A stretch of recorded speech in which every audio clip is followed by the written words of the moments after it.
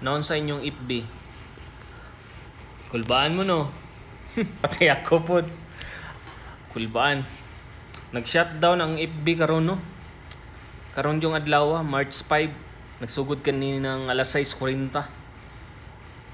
Nagtuo ko nga ako na pod na report na pod ako ang FB. Nagtuo jud ko nga na gi-report unsa ba na nag-shutdown man siya, pati ang Messenger di naman ma-open, duha ka account no.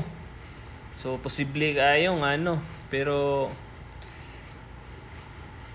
lantawa daw inyong FB karon kung okay pa ba. Tapos comment mo kung asa mo karon. Kay ako diri karon sa Saudi Arabia. So ang Facebook na ako ug ang Messenger nag-shutdown. So lantaw daw sa inyong sa inyong FB.